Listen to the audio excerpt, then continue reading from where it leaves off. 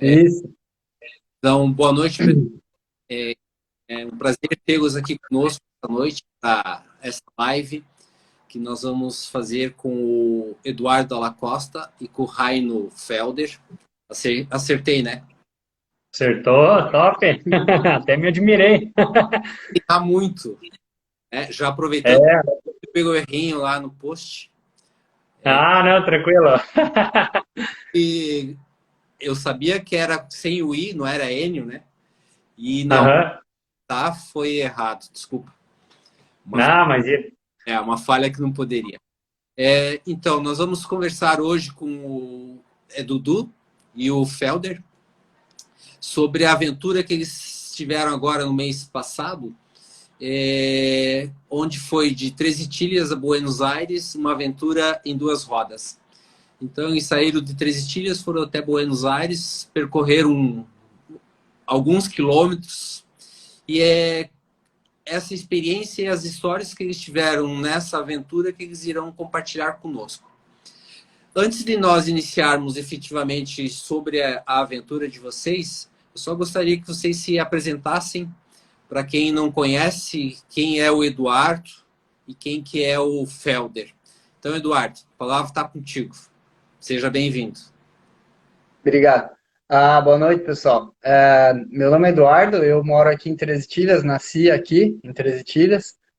Eu comecei a pedalar fazem uns 7 anos e cada vez gostando mais do esporte. Ah, Gosto de bastante atividade física, joguei futebol, corro bastante também. E agora a gente ajuda também no Pedal do Chopp aqui, que tem na cidade uma vez por ano, um evento ciclístico grande aqui. E acho que é isso aí, parte do esporte, esse sou eu. Qual que é a tua área profissional, só para entender? Eu trabalho junto com meu pai, a gente tem uns negócios aí, eu trabalho com ele ajudo mais familiar mesmo. Legal. E você, Felder? Então, prazer para todo mundo aí que tá na live. Quem ainda não me conhece, meu nome é Raino Felder, sou nascido aqui em Três Tilhas também. Nascido, cresci aqui, morei um tempo fora, na Áustria e na Suíça, onde me despertou muito o desejo e a vontade de viajar. Então, é uma coisa que eu gosto muito de fazer, né? No esporte, na bicicleta, mais ativamente, faz uns 3 anos 4 anos que eu pedalo com assim, mais ativamente mesmo. E há um ano, mais ou menos, também que eu comecei a praticar e treinar mais corrida, né? E nesses 3 anos aí que eu venho praticando mais ciclismo, né? Ano passado foi a minha primeira grande aventura aí que eu conciliei a, o meu grande hobby, que é viajar e bicicleta juntos, que foi uma viagem pelo Brasil de bicicleta, né? Ano passado. E, claro, hoje, esse ano agora, a gente fez mais uma mais curta e foi bem bacana também. Ah, legal. Já aproveitando a tua fala, Felder, eu estive vasculhando os perfis de vocês, né? Me chamou Uhum. que teve um post lá que você colocou os países que tu visitou. E eu tive o trabalho de contar as bandeirinhas que tem lá. Ah, Aproximadamente 40 países. isso. Você já falou que gosta de viajar, mas o que levou você a conhecer tantos países? E esses países que fez mais o turismo tradicional ou você fez um turismo de aventura? Como que foi, mais ou menos? Então, esse conhecer países e lugares e viajar começou quando eu morei na Áustria. Eu morei 4 anos na Áustria e 2 na Suíça. Logo depois que eu terminei o ensino médio. E na época que eu morava lá, eu gostava de final de semana ou quando tinha umas férias, uma folga maior. Eu mais alguns amigos, a gente ia visitar a região, ia para Roma, ia para Paris, ia para os lugares que a gente só ouvia falar na televisão, né? Que eram famosos, mas hoje em dia até se vê muito mais, né? Gente indo para esses lugares, mas na época era ali por 2005 a 2010. não se via muito pessoal da nossa região aqui visitando esses lugares, né? E muitos países foi nessa época que eu morei lá, que eu conheci. Um turismo, dá para se dizer, tradicional, né? Mas era, assim, coisa de final de semana, normalmente. E quando eu voltei para o Brasil, eu fundei a minha empresa, que é a Felder Viagens, que eu trabalho hoje. E o nosso foco principal, pelo menos até antes da pandemia, era fazer viagens para grupos pequenos, né? Grupos de até 8 pessoas, para fazer viagens na Europa. E, claro, levando esses grupos aí, sempre tem gente que quer ir para algum lugar diferente, que às vezes eu não fui, então era algum lugar a mais que eu conhecia. Entre um grupo e outro, eu sempre procuro ter um espaço para eu fazer o turismo lá também, né? Então, foi aí que eu fui sempre conhecendo um pouquinho a mais, né? Geralmente, tu falou de turismo tradicional, assim, eu gosto de ir e ir por conta, ir descobrir, não pegar uma agência ou pegar alguma coisa, até mesmo lugares, não só os lugares turísticos, assim, aquele turismo comercial, né? Eu gosto de conhecer um pouco o interior também, as partes que ficam fora da parte turística, né? E é o que, por exemplo, viagem com bicicleta acaba te trazendo. Você passa em muitos lugares que o turista não passa, né? Então, tu acaba absorvendo muito mais a cultura dos lugares, né? A real forma como o povo vive, né? Mais ou menos seria um turismo de exploração, algo assim que você... Isso, exato. É isso que você propicia para os teus clientes?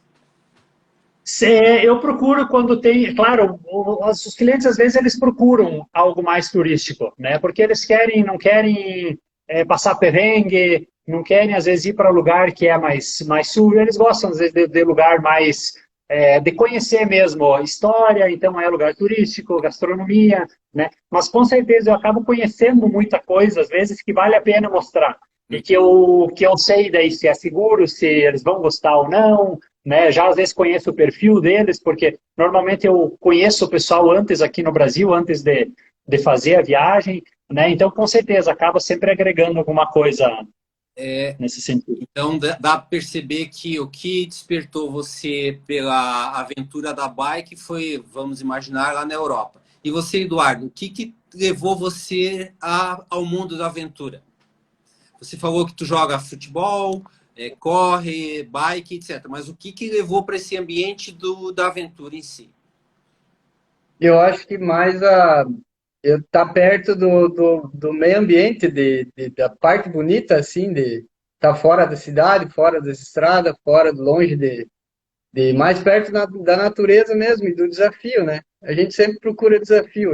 Eu gosto muito de desafio e a gente sempre tenta sempre buscar algo a mais aí para superar.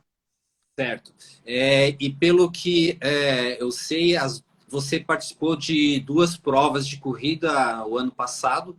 As 2 últimas que devem ser a Tirolese Trail Run, que acabou de acessar aqui a live conosco, e a Rio do Rastro. E que Sim, são provas com perfis diferentes, né? Que a tirolesa é no ambiente trail, um ambiente de interior, e a outra é um desafio que você tem uma altimetria grande ali, você tem que se desafiar bastante. Como que esses 2 desafios se fortaleceram para você fazer essa travessia, essa expedição, essa aventura de 13 Ilhas até Buenos Aires e o retorno? isso eu lembrava, cada momento de sofrimento eu lembrava dessas duas provas, porque foram muito próximas uma da outra. Foi em setembro do ano passado, a tirolês, e eu sofri muito com cãibra, com calor, com subida, e foi bem puxado. Todo mundo que acompanhou viu a minha passada, como é que foi lá. E 15 dias depois eu fui fazer a maratona da Rio do Rastro, que era subir aquele paredão lá, que foi bem pesado também. Só que até eu já adquiri aquela experiência da tirolesa e já coloquei ela no Rio do Rastro e eu sofri bem menos. Eu não tive cãibra, mas foi inesquecível esse sofrimento meu que eu lembrava a cada momento de perrengue ali da bicicleta, eu de horas pedalando, e às vezes querendo parar, querendo desistir ou qualquer coisa assim, eu me lembrava daquelas provas ali. Então, poderíamos dizer que as duas corridas te deram inspiração para fazer a aventura de bike até Buenos Aires. Ah, com certeza. E coragem, e coragem. E resistência também, né? É, precisava A corrida aí, principalmente corrida longa, assim, treina bastante a resistência, né? Tu vê, a cabeça também. tu vê que independente do esporte em si, mas o esporte que exija de você o desempenho, resistência, inspiração, ele vai servir para vários momentos, né? No próprio esporte, mas para outros momentos da própria vida da gente, seja profissional ou pessoal, né? Essa inspiração, Sim. lembrar-se, como o Eduardo falou agora há pouco para nós. Como foi o planejamento da viagem de vocês? Então, em determinado momento, o ano passado, o Felder comentou conosco que fez uma viagem pelo Brasil, explorando o Brasil de bike.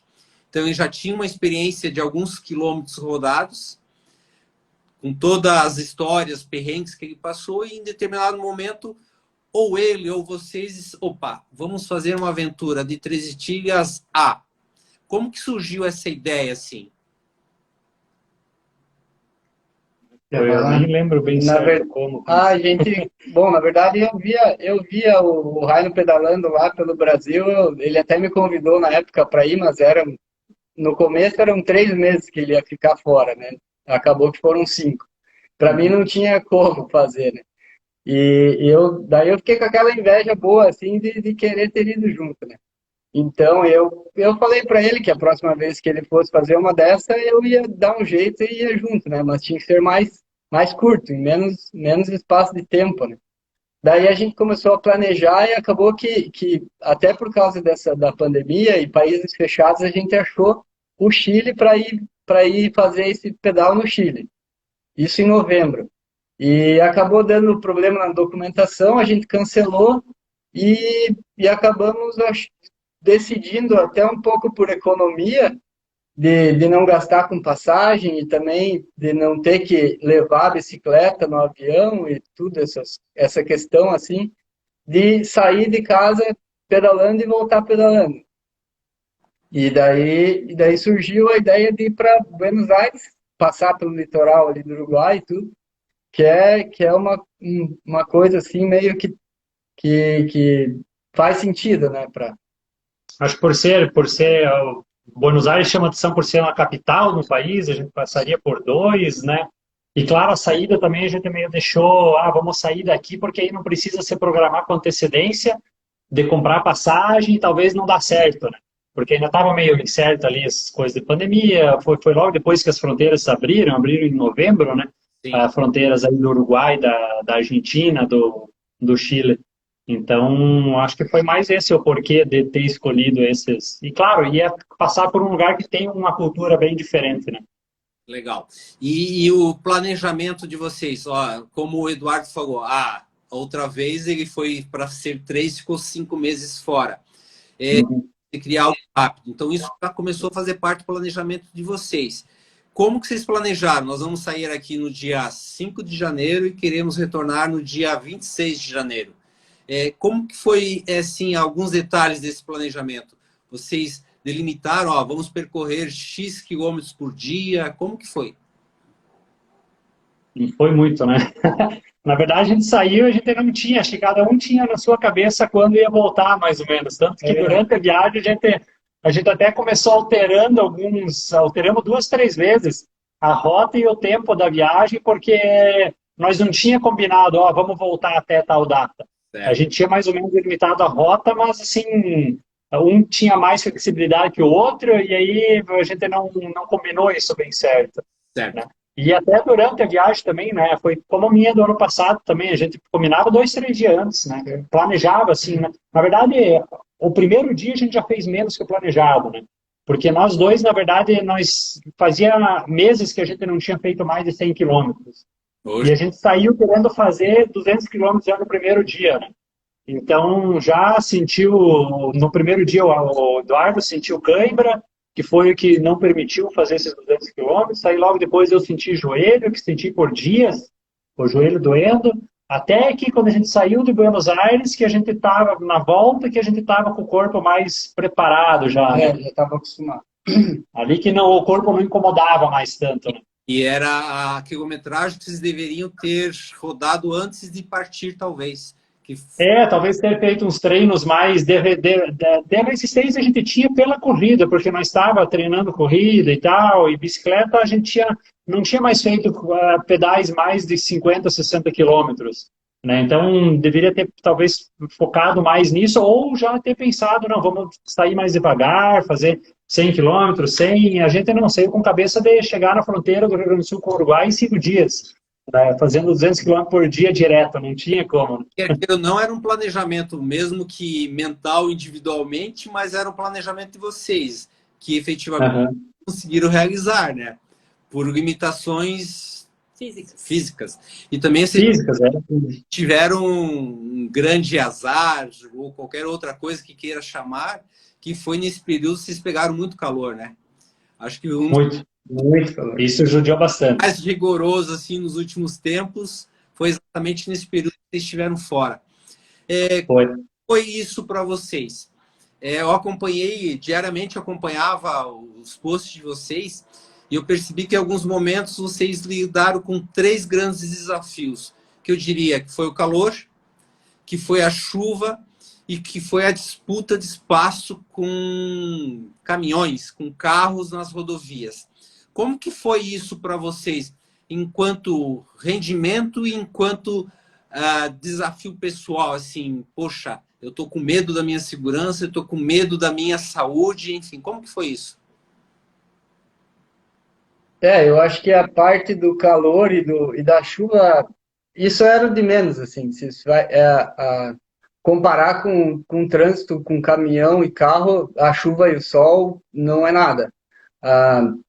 Eu digo, já me perguntaram como é que foi a experiência e tal, eu falei, cara, eu falo que vale muito a pena ir, mas que tem que escolher bem as estradas no Brasil para passar, porque é muito estressante, assim, eu quase cheguei, eu falei até pro Raino, isso 4 dias antes de a gente chegar em Três Itilhas de volta, eu falei que eu estava praticamente desistindo, porque a gente pegou muita chuva nesse dia, a gente estava vindo dali da fronteira, não era bem a fronteira mais. São Borja para cá, eu acho. Para Passo Fundo, eram 160, 170 quilômetros naquele dia. A gente estava bem cansado do calor, que a gente tinha passado de Uruguaiana até lá, que foi 2 dias de 100 quilômetros cada, que era para ser o descanso, 2 dias de 100 quilômetros para descansar, para fazer 2 de 150 e finalizar com mais 100 no último dia.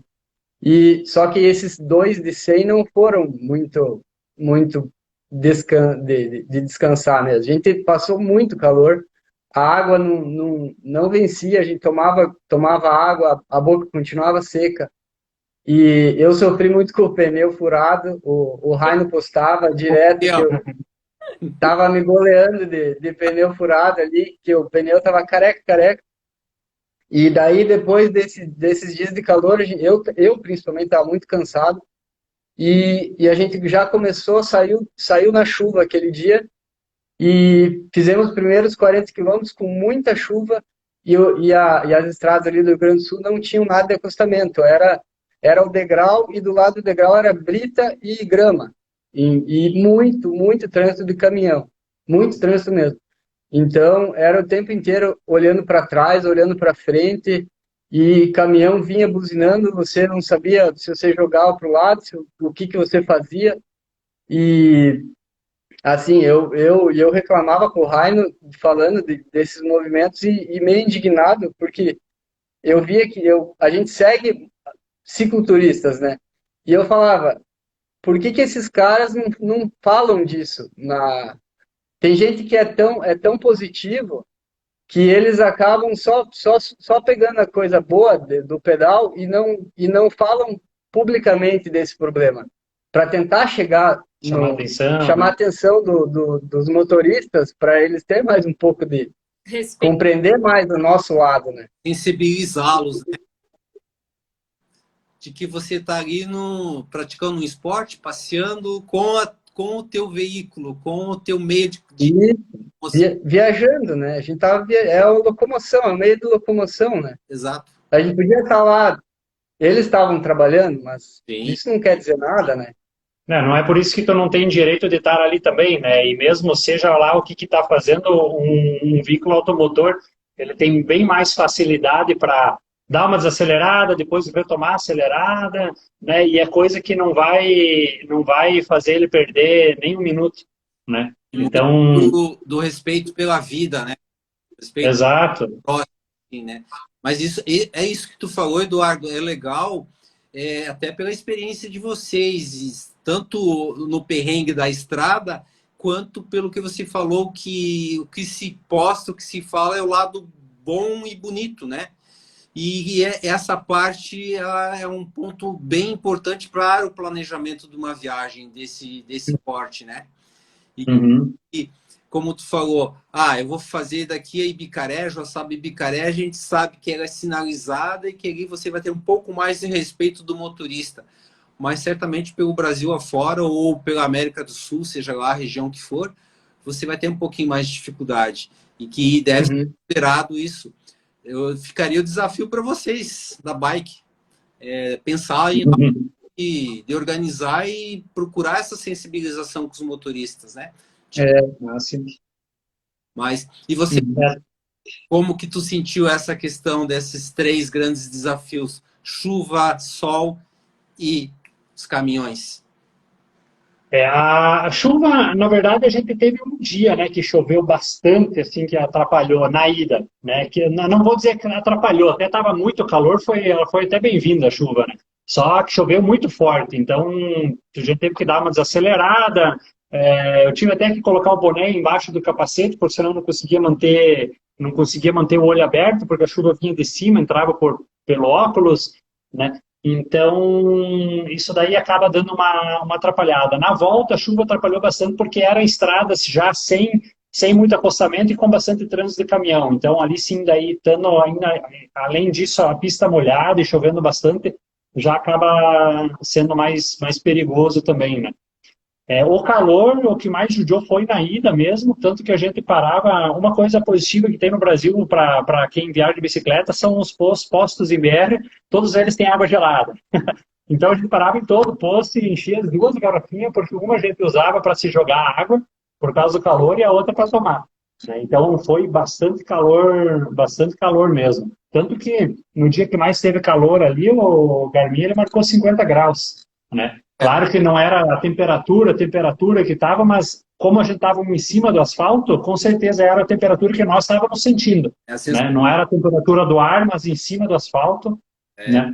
E foi a mesma temperatura máxima que eu tive ano passado na viagem lá no Tocantins, que é o lugar mais quente do Brasil, né?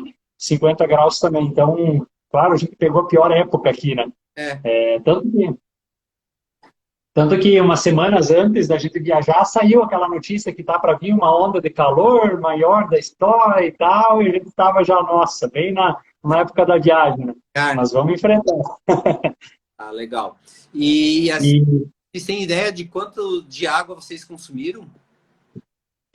Olha, teve dias que eu mais ou menos calculei, a gente comentou até de líquido, porque daí a gente parava em algum lugar, parava tipo a cada 30, 40 ou 50 quilômetros, parava e daí dava uma descansada.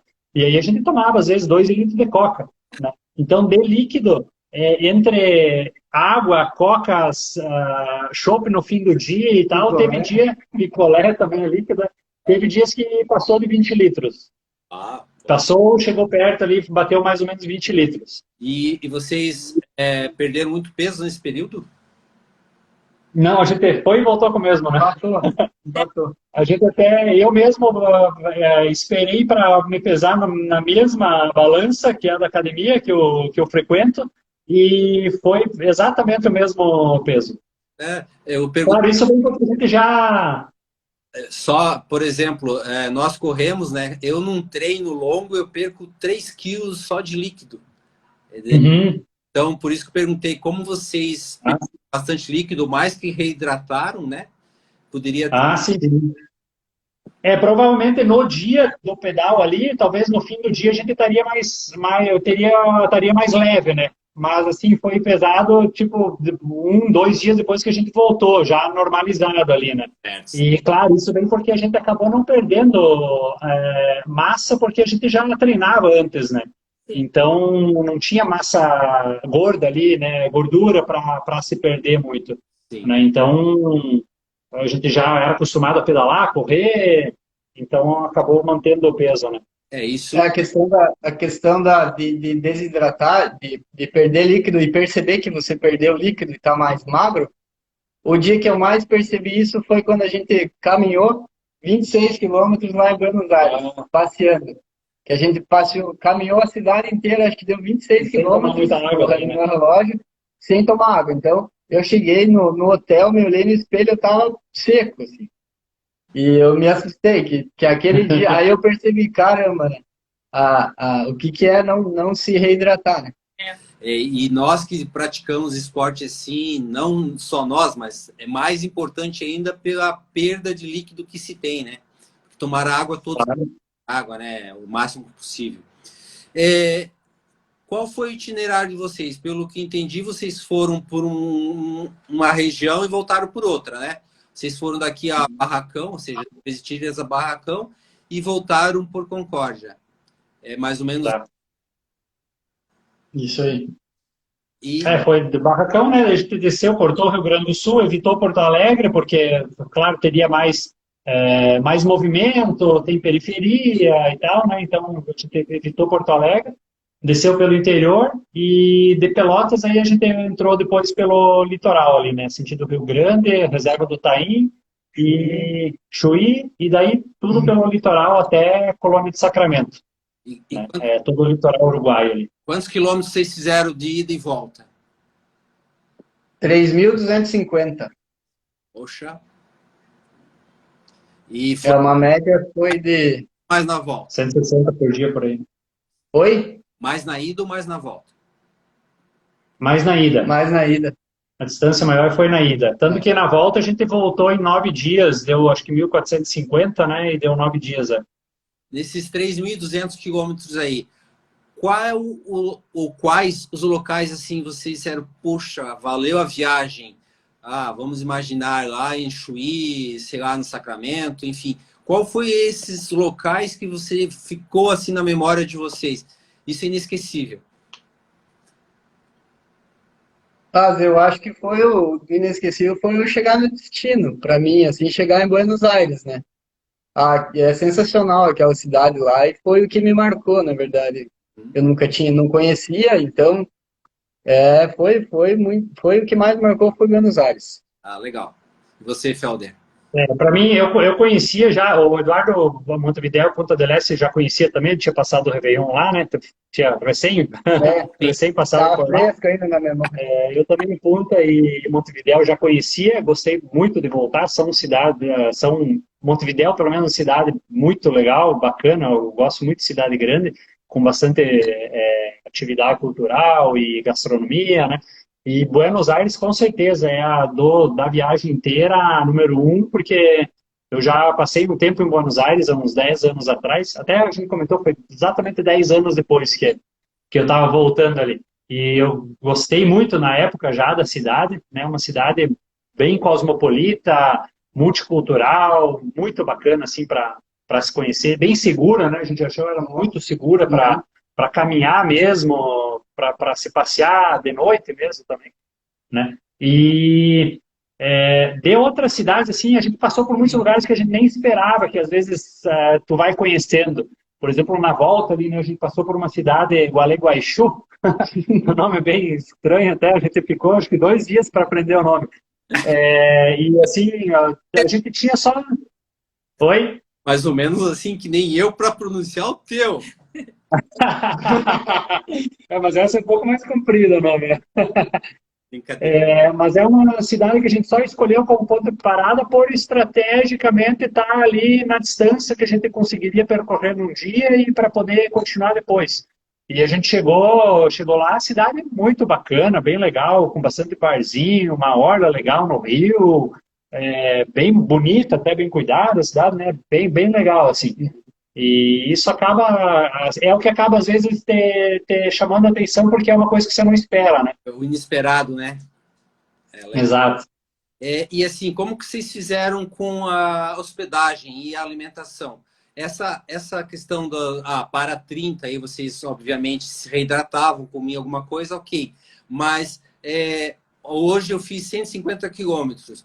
A primeira cidade próximo dessa distância, vocês paravam e procuravam hospedagem? Como que foi isso? Não, esse a gente planejava mais ou menos essa distância um dia antes. Era mais ou menos assim. E daí, uns 3 dias depois, a gente sabia, ia fazer 150 até um lado. Às vezes a gente sentia como estava, e um pouco mais e um pouco menos, né? Que nem foi ali o retorno até Uruguaiana. A gente tinha feito 230 de Buenos Aires até Gualeguaychú. Aí a gente fez 210 até Concórdia no outro dia, Concórdia, Argentina, não Concórdia, Brasil. Uhum. E daí, depois de Concórdia, a gente estava bem cansado desses 440 em 2 dias, e a gente falou, não, vamos fazer mais curto. Mas foi um dia que o corpo respondeu muito bem, e a gente fez, era meio-dia, 1 hora, a gente tinha feito 160 quilômetros, eu acho. E daí Uma média ali, muito boa também. e daí ali a gente pensou, agora nós estamos muito perto relativamente, e estava bom de pedalar, a estrada ajudava muito, o acostamento era enorme, assim. Então a gente pensou, não, vamos tocar até Uruguaiana, a gente já atravessa lá em Uruguaiana e já resolve essa parte de saída da Argentina e chegar, pelo menos chegar no Brasil já, para poder planejar o resto, porque a gente não sabia nem como ia continuar a viagem, porque se ia ter que ficar um dia em Uruguaiana, iam pedir algum teste do Covid ou alguma coisa assim, a gente não sabia se ia perder um dia ali. Então a gente pensou, vamos resolver hoje isso e quem sabe a gente consegue chegar a tempo, porque a gente tinha um prazo que a gente tinha colocado para o retorno. Mas então vocês chegavam nas cidades e aí que vocês iam atrás de hospedagem? Isso? Um pouco a gente, na verdade, já pesquisava antes, né? Já dava uma pesquisada. A gente mais ou menos planejava até onde ir, porque nas cidades. Na verdade, assim, a gente saiu daqui pensando em mais acampar do que pagar hospedagem. Ok. Né? Mas aí você fazer quase 200 quilômetros no dia, você ter uma cama e um chuveiro, tem essa diferença, né? E como a gente, graças a Deus, tinha condição de ir atrás e pagar por esse conforto, a gente começou a fazer isso, começou a parar em pousada ou em hostel, e dividindo em dois também não sai tão caro, né? É uma viagem que não ia ser tão longa, então começou a valer a pena e a gente acabou dormindo em barraca uma noite só em lugar que não tinha mesmo hospedagem, né? Então, geralmente a gente já planejava o próximo dia, né? O próximo, às vezes, no máximo mais 2, já sabia mais ou menos em qual cidade parar e já ficava meio de olho na internet mesmo ali, o que tinha de opção de hospedagem, às vezes ligava para ver o preço, muitas vezes fazia isso só quando chegava, né? Quando, claro, não chegava muito tarde, né? Mas quando a gente costumava chegar sempre em torno das 4, 5 horas da tarde, acho que foi, né? Então, daí a gente chegava, às vezes, quando estava com muita fome, já ia comer, mas já dava uma ligada em algum hotel, né? Ou quando dava, passava, via alguma coisa, já parava, pedia preço, se estava o preço legal, já ficava por ali, né? Geralmente, acho que foi na chegada, assim, a gente ia atrás. Certo. E como que foi nesses 3.200 quilômetros a receptividade das pessoas por onde vocês passaram? Tinha muito curioso perguntar para vocês como que foi isso? Foi bem engraçado, principalmente no começo ali, que a gente passava no Rio Grande do Sul ali, por cidades pequenas e parava nos postos de gasolina pegar água gelada. Tinha sempre uma rodinha de 4, 5, 6 homens, talvez o dono do posto, com mais uns amigos que se encontravam no posto de gasolina para conversar e tal. E viam a bicicleta e perguntavam onde a gente estava indo. E quando a gente contava, tinha muitas reações, assim. Tinha uns que ficavam meio revoltados, faziam careta. Estou indo lá para Buenos Aires, mano, não sei o quê. Aí eu fazia uma cara de indignado, e o outro dava risada. Faziam bastante perguntas. A gente até pensou em colocar uma GoPro na bicicleta e deixar ela filmando quando a gente chegasse num lugar desse para mostrar para o pessoal como é que era a reação, porque era muito engraçado. Porque eu imagino assim, porque quando passa também sul-americano por aqui, algo assim, né? A gente fica curioso, né? Poxa, o cara com a da Argentina passando por aqui, poxa, deve ter sofrido, deve estar sofrendo, né? É um desafio assim, é por isso que te perguntei. Eu acho que as pessoas, elas, ao mesmo tempo, elas devem dizer assim, são dois malucos, tá fazendo isso que estão fazendo, mas outras dizer, poxa, que legal, né? Legal que um desafio desses e apoiando também, né? Sim. É um misto de admiração e de espanto, de incredulidade, né? Muitos não conseguem acreditar e imaginar, e muitos acabam, era isso que eu queria fazer, eu também queria fazer isso. E me diz uma coisa, Bacana. vocês falaram que passaram pela reserva do Taim, né? Sim. Como que vocês viram a reserva em si? Ela é legal? Como que vocês veem isso? Olha, na verdade, a gente tinha bastante apreensão por passar lá, porque o pessoal falava que era 200 quilômetros sem nada, né? E, na verdade, não é assim. No dia que a gente fez ali, que saiu não era bem cidade, mas era uma vila, até no Chuí foram acho que 145 quilômetros, né? E teve uns 3, 4 postos com restaurante, lanchonete, onde deu para parar, se abastecer e tal. Então, tem os pontos de parada, né? Quanto à reserva, a gente viu bastante pacas, né? Ah, não, Capivara, na verdade, né? Tinha muitas capivaras, aves de muitos tipos, né? Tanto que ali acho que é conhecido pela quantidade de aves mesmo, né? E, claro, dizem que tem crocodilo, jacaré, na verdade, né, e tal, mas a gente acabou não vendo. E o tempo também não estava tão propício para... Estava meio chuvoso um pouco aquele dia, né? Tinha um chuviscando de vez em quando, então também... e também não tinha para onde a gente sair muito, era só aquela estrada, não tem muito como sair para os lados, né? Com certeza o pessoal, cientistas que fazem pesquisa, biólogos, eles devem sair de caminhonete, talvez entrar não chega a ser fazenda, mas entrar ali não sei nem se tinha estrada para fora lá, mas eles devem sair para acabar visitando, né, e registrando, fazendo pesquisas, né?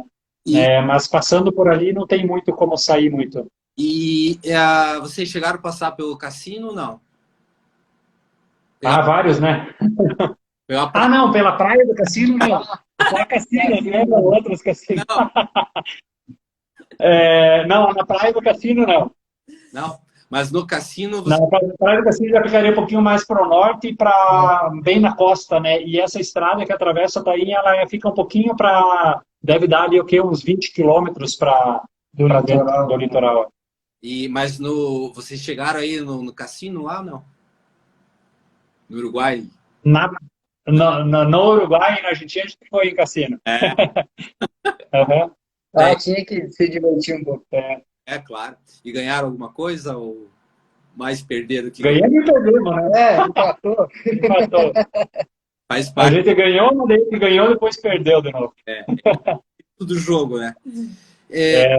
Qual foi o maior perrengue que vocês passaram nesses 3.200 quilômetros? Pneu. Da minha parte, acho que do rádio também foi o meu pneu, né? Foi o que mais incomodou. Era o pneu. Pelo que eu acompanhei, o Felder pegava bastante do teu pé, né? Mais um. Aqui dessa vez, ano passado sofri bastante com pneu também, mas daí dessa vez agora foi bem tranquilo. O meu não furou nenhuma vez, o tubeless aguentou perfeitamente. Mas um perrengue grande era lavar roupa. Depois do pedal. Então, você ia tomar banho e tinha que lavar a roupa lá. Ele tava cansado, com o braço cansado de ficar lá segurando a bicicleta lá. E tinha que esfregar roupa e meia e tudo, e pendurar. E daí eu levei uma extensão, um cabo de energia de extensão, porque eu pensei, se tiver um lugar que tem só uma tomada, eu tenho a extensão, que tinha mais 3, e eu posso usar de varal. Muitas vezes a gente usou de varal, o cabo da extensão nem usou para utilizar energia, mas era mais para pendurar roupa dentro do hotel, então a gente ligava o ar-condicionado no máximo lá e pendurava as roupas e do outro dia nós estávamos secas, mas era todo dia lavar roupa. Eu não tinha pensado na roupa. Verdade. E É você, para levar pouca, né? Para não precisar levar muita muda de roupa e na bicicleta daí vai separar a roupa suja, a roupa limpa, então acaba usando uma só e chega do pedal, já entra no chuveiro, debaixo do chuveiro com ela, já lava. ah, legal. Já é um material que seca mais fácil também, né? Isso é uma boa dica, né? Para quem pretende se aventurar assim, uma boa dica, né? Porque você tem que ter Uhum. o mínimo possível de bagagem, né? Porque não tem. Claro, sim. Ah, legal. E assim, o que vocês dariam de dica para. Ah, imagina, o Jucimar e a Vanessa estão querendo ter uma aventura bem mais ação, tá? Qual seria a dica que. Até porque a gente não sabe andar de bicicleta. Qual... Vai de sunga, o Ricardo. O Ricardo falou, vai de sunga ali. Qual seria a dica que vocês dariam assim, olha, para vocês fazerem uma aventura similar, próxima a isso, a nossa dica é essa. A dica de ouro, sim, vai fazer toda a diferença para vocês na aventura. Eu acho que levar o mínimo de peso possível. Assim, tentar ser o mais minimalista possível. Isso. E não economizar em água e comida, porque vai fazer falta se economizar. O meu primeiro dia do pedal foi isso que aconteceu. Então a gente pensou, vamos até Lagoa Vermelha, que dava 200 quilômetros daqui de Três Itilhas, e como a gente conhecia o caminho, o primeiro dia a gente ia passar por Erval Velho, por Joçá, por Erval Velho, por Campos Novos, então a gente já fez esse caminho de bicicleta. Eu coloquei na cabeça, assim, talvez o Rainer também, aí é fácil, aí a gente já fez, né? E a gente saiu de Três Itilhas, era meio tarde já, e foi direto até Campos Novos, sem parar a comer. A gente foi com 2 garrafinhas de água, né? Uhum. E não parou comer. E isso era 10h30, 10 horas por aí, a gente tava passando em Erval Velho e tava vindo aquele calor lá que você mencionou antes. E, daqui de Erval Velho até Campos Novos é pertinho, não vamos parar a comer, vamos até lá almoçar direto, né? E foi ali que o bicho pegou, né? Então não pode economizar, não pode Ali deixar foi de que parar. faltou alguma comida, alguma coisa, né, para Tem que ir com calma, tem que ir sempre com calma e respeitando o corpo, assim. Eduardo, acho que mais do que economizar é ignorar algumas etapas, né? Porque você... Exato. Vou ignorar porque isso aqui é conhecido, tá sob controle. Aí tu ignorou, ignorar e faltou, né? Então a importância disso, né? No esporte em si, né? Sim, Exato. não pode pular a etapa. Você vai começar de novo alguma coisa, você não pode pegar. Você fica lá, que nem aí o canal é mais de corrida. Então, explicar assim, né? Você corre lá, você está treinando, faz uma maratona ano passado e você para 2 meses de correr e vai querer fazer outra maratona daqui um mês, né? Não dá certo. Foi mais ou menos isso que a gente começou fazendo, só que... O meu caso agora, né? A minha última corrida antes da viagem, tinha feito a corrida em Concórdia lá, que foram 19 quilômetros, né? E até meio que foi um pouco forçado, porque eu não estava fazendo essa distância. Fui bem na corrida, mas ela meio deu uma machucada. E daí agora não corremos, a gente até tinha levado o tênis e tudo para correr durante a viagem, mas pedalando ainda queria correr, não ia ter como. E agora, quando eu voltei, eu pensei, não, eu comecei, tanto que eu já corri umas 5, 6 vezes e não fiz mais de 5 quilômetros. Pensei, vou começar devagar para não me machucar de novo. Né? Foi o que aconteceu ano passado, eu voltei da viagem de 5 meses lá pedalando, sem correr, cheguei, estava com uma resistência muito boa, eu comecei correndo 10 quilômetros, só que daí o impacto acabou me machucando, né? O corpo cobra, né? Não tem como, ele vai cobrar e esse esforço que foi feito no caso de vocês de 3.200 quilômetros, aparentemente vocês estão recuperados na semana seguinte. Só que leva um tempo para se recuperar para novo esforço, claro. Para fazer uma atividade, né? Sim, sim. O Ricardo tá dizendo aqui, ó, Raino, tem uns 42. Mas fica Por isso que eu estou treinando devagar, ó. Eu estou nos 5 quilômetros, agora semana que vem talvez eu comece, eu vou fazer uns 7, 8, vou indo devagar para chegar no 42. Mas o Dudu já fez, né? Eduardo fez os 42, né, Eduardo? Fiz. Vou de novo esse ano. É, mas é legal, tem que se desafiar mesmo. E qual será a próxima aventura de vocês de bike?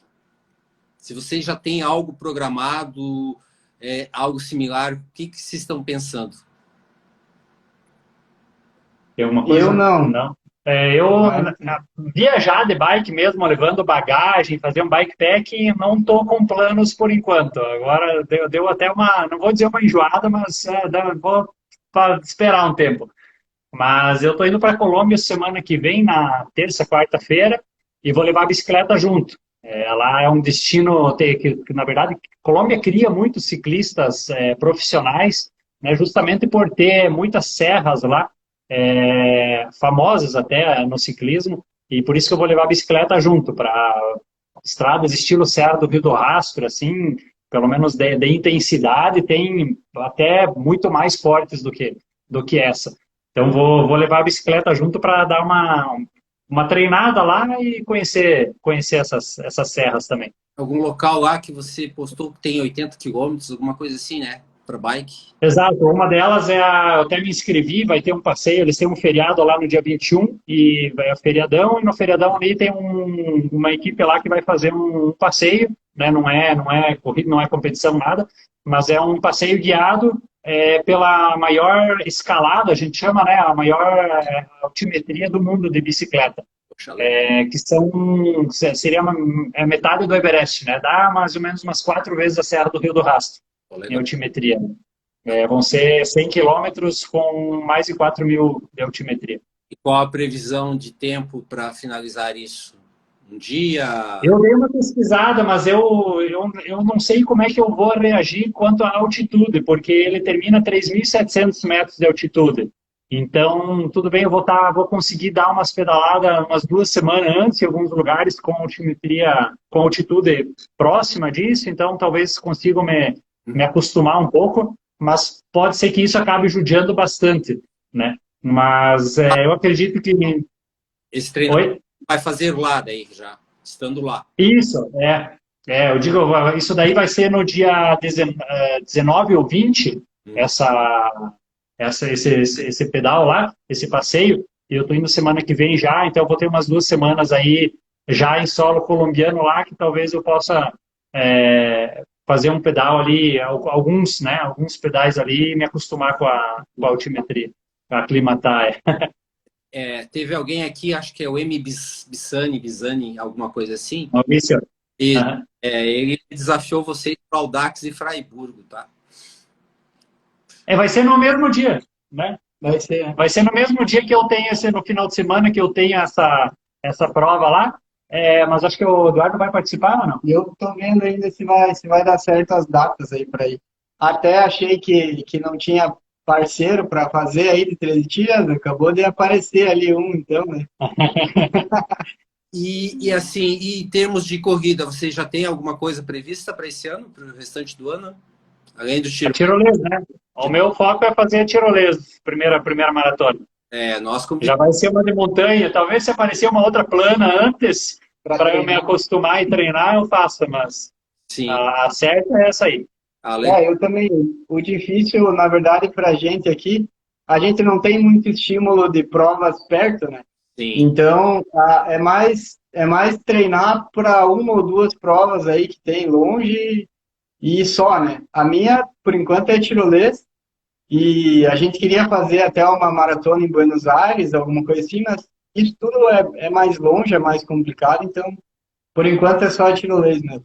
Legal. E acho que nós temos que incentivar também bastante o evento em si, né? Até por não ter aqui na região, e a gente tem que participar com uma forma de, poxa, o Ricardo, a Su, o Rafa, quem está na organização, ter um retorno, não digo nem só financeiro, mas o retorno de reconhecimento da prova. Sim. É importante. Sim. E é bom que isso incentiva a mais pessoas, vendo essas provas, mais pessoas aderirem ao esporte também, né? é mais ou menos o nosso objetivo das lives é exatamente esse, para que as pessoas percebam que mortais como o Eduardo e o Felder conseguem fazer uma aventura de 3.200 quilômetros. Não precisa ser um profissional, né?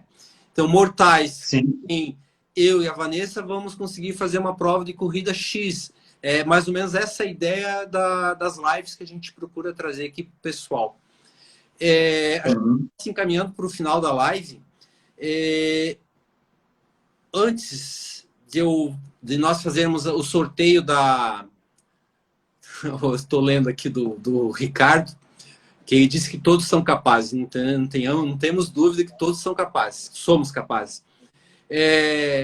Antes de fazer o sorteio do voucher da Colômbia, vou fazer uma pergunta para vocês dois, então cada um vai responder da sua forma. Como que é estar no seu tempo numa bike? A gente pensa em muita coisa e em nada ao mesmo tempo, assim, passa muita coisa na cabeça, 8 horas na bicicleta. Dá saudade de casa, você pensa em futuro, em passado, em pai, mãe, namorada, vovó, Faz plano. faz plano, faz conta, é que nem aquele negócio de você estar correndo 20 quilômetros e dividir em 5 lá, 4 de 5, e a gente pensa em inúmeras coisas, assim, tem ideias, aí você chega e encontra de novo, às vezes eu encontrava, tive uma ideia aí já vinham milhares de ideias na cabeça que depois a gente colocava em prática, assim, fazia alguma coisa diferente. Acho que essa é a cabeça, assim, você pensa em muita coisa, é um redemoinho a imaginação vai além, vai. Legal. E você, Felder? Acho que o mais interessante é quando você consegue entrar numa coisa na mente e pensar, porque aí o tempo passa, né? O problema é que se você não encontra nada e fica, ou quando a estrada tem a plaquinha de quilômetro em quilômetro, aí o tempo não passa, aí você parece que sente mais ainda o físico, né? Agora, se você está ali pedalando, não tem que se preocupar muito, às vezes, com caminhão ou com falta de acostamento, né? Que isso também acaba, por um lado, até acaba sendo ruim, mas acaba fazendo passar rápido, às vezes, né? Se tu tem que se preocupar muito. Mas se você não tem nada para se preocupar e está reto ali, você precisa achar alguma coisa para você pensar, seja plano de futuro, seja pensar em alguma história, alguma coisa, se imaginar em algum lugar com alguma coisa, porque senão o tempo não passa. E geralmente é isso. Pelo que eu entendi para você, Felder, estar no seu tempo numa bike, né, nessa aventura que vocês tiveram, seria abstrair e, ao mesmo tempo, encontrar-se, né? Acho que uma boa... Ficou bonito o resumo. E o Eduardo, pelo que eu entendi, é buscar suas raízes projetando para o futuro, mais ou menos isso. É o momento, é o meu tempo que eu vou estar me encontrando comigo mesmo, né? Uma introdução que você vai estar se encontrando. Acho que, resumidamente, daríamos para dizer dessa forma, né? Sim, é isso aí. Legal. Nós vamos fazer o sorteio do voucher da Colômbia. Então, para quem acompanhou e quem seja a live em si ouviu a gravação no YouTube, nós normalmente fizemos perguntas relacionadas à Pace Store, né? E hoje não vai ser diferente disso. Então, assim, a pergunta é a seguinte: onde que fica a Pace Store aqui em Joaçaba? Então, imagina que o Jucimar e a Vanessa não sabem aonde que é a Pace, e vocês, quem está aí no outro lado concorrente, tem que dizer assim: olha, a Pace fica em tal local, com o maior número possível de referência. Porque se disser para o Jucimar e a Vanessa, fica na rua tal, talvez não vão saber onde fica. Então, assim, fica o desafio para quem está nos acompanhando. Onde que fica a Pace Store em Joaçaba? Vamos ver.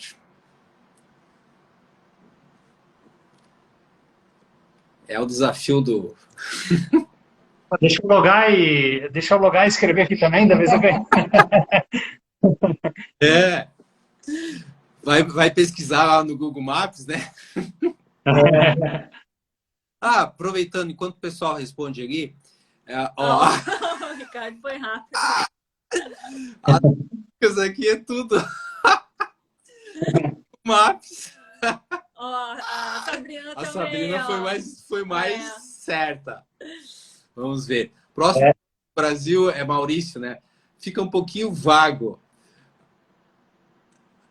O Ricardo vai ser desclassificado porque ele não soube tão certo. Poxa! Então a Sabrina vai ser a ganhadora do voucher da Colômbia. A Sabrina foi rápida hoje. Converse conosco, do Sabrina. O Ravi colocou bem, bem explicado ali. Especificou. Ó, legal. Isso aí. Obrigado pela participação do pessoal aí na brincadeira em si, mas que tem um... Isso é coisa para dinheiro. Eu ia fazer a perguntinha ali. Como que foi essa questão de comunicação que nesse trecho que vocês tiveram? Foi fácil a comunicação com celular, com GPS? Como que foi? Vocês tiveram dificuldade com isso ou não? Fora do Brasil, a gente teve um pouco de dificuldade porque a gente não tinha, não pega o sinal 4G, né? Pra gente não pegava. Então, às vezes a gente tinha que ir num posto de gasolina lá, roubar um Wi-Fi, ou demorava um pouco. Às vezes a gente chegava numa lanchonete em algum lugar, achando que teria, e não tinha internet. E a gente muitas vezes ia comer no lugar por causa da internet. Sim. Então a gente chegou, aí a gente pegou o hábito de chegar e perguntava, tem cartão? Tem internet? Uhum. Daí vocês falavam que não, daí a gente ia para o outro. Não tinha o que fazer, porque a gente precisava comer, mas também precisava falar para a família onde a gente estava e procurar lugar para ficar, saber a que distância falta, quanto tempo falta para o próximo lanchonete, para a próxima água que nós ia tomar, né? Então, Sim. Na verdade, até ficou uma brincadeira, né? A gente chegava nos lugares e tentava adivinhar a senha da internet. E 70%, 80% dos lugares acerta, né? Porque ou é de 1 a 8, ou é o nome do lugar com ano. Então, a gente, antes de pedir, a gente chegava e tentava umas 2, 3 vezes, se não dava, daí pedia. Até às vezes aparecia sinal de celular de alguém que estava perto, daí sim, era de 1 a 8. Então tinha alguém perto lá que estava com o celular, com o sinal aberto do celular, a gente pegava a internet de alguém que estava ali. Tu vê como que é só, viajando um pouquinho mentalmente, como é de primeira necessidade a questão da comunicação hoje, né? E o celular... Hoje em dia, sim. Imprescindível. Você ia comer, não tinha celular, tinha que ter internet para comunicar. Daí tu quer tirar uma foto e postar também, né? Então, não só por necessidade, mas hoje em dia a gente, na verdade, está muito acostumado a isso, né? É hábito mesmo, né? E até a gente tinha cogitado de comprar chip no Uruguai e na Argentina depois também, né? Para ter o 4G direto ali, mas também não chegou a fazer tanta falta que a gente tivesse que ir atrás para comprar. Então, passou os dias, a gente não, tá bom assim, sempre tem em algum lugar, a gente acha o Wi-Fi, então... É isso aí. Foi. É uma economia. O Bizarro está pensando ganhar ainda. Ainda está tentando. Já foi, já. Tá ainda. Agora fica o convite para o Maurício ir lá nos visitar na Pace, né? Aí, vamos lá. Eu também tenho que conhecer lá, que eu não conheço ainda. Você também, Felder, tu não conhece, né? Fica o convite. Até, Valeu. De repente, antes de você ir para a Colômbia, né? Tá convidado. Ir lá tomar um café conosco. O Eduardo também, né? O Eduardo já é nosso cliente. E algumas risadas, deu lá, algumas histórias a gente já contou, né? E nossa relação assim com os nossos clientes que nos faz bem e nós pensamos que também faz bem para os nossos clientes essa aproximação. Fechado, ó. Tô precisando. Já fez uma venda, boia. Boa. Mas estou vendo que é um grande esportista. Ó. Olha, esse é um exemplo. Agora, então, para nós encerrarmos, eu vou deixar a palavra aberta para vocês dois, para o Eduardo e para o Felder, para fazer as considerações finais. Fiquem bem à vontade, né?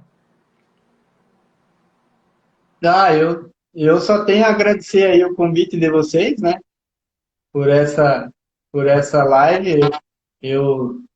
Na verdade, eu nunca participei de uma live, do Rainer já tinha participado, é muito legal. Obrigado pelo convite e esperamos na próxima viagem aí fazer mais coisa para o pessoal ficar mais ligado aí na nossa aventura.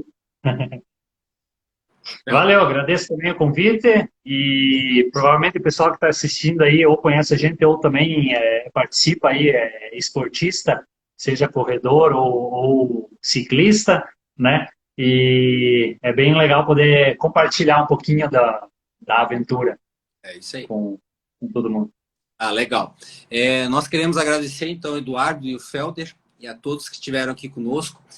Diria assim, deu para perceber o que vocês escreveram lá no post final da viagem de vocês no 21º dia, que é, entre outras tantas coisas que vocês conseguiram nessa viagem, foi afinar a relação de vocês, aproximar a amizade de vocês e fortalecer essa relação de vocês, né? Acho que entre o que ocorre na vida da gente, o mais importante são as relações com as pessoas, né? Então, assim, ficamos gratos por vocês terem aceito o convite. Desde o primeiro momento que nós vimos vocês, o primeiro post ali em Barracão, eu disse, poxa, nós temos que convidá-los para compartilhar, compartilhar a experiência deles conosco e com outras pessoas, porque não é para qualquer um fazer, hoje nós sabemos que são 3.200 quilômetros, fazer uma aventura dessa. Para os fortes, vocês são dois fortes e que continue essa amizade aí, cada vez melhore e aumente a relação de vocês. Então, agradecemos. Obrigado. Que a live estará gravada e disponível no nosso canal do YouTube e na versão de podcast no Spotify. Então, todos estão convidados também para acompanhar lá. Boa noite, um abraço a todos. Até mais. Tchau, tchau. Tchau. Valeu, boa noite. Tchau, tchau.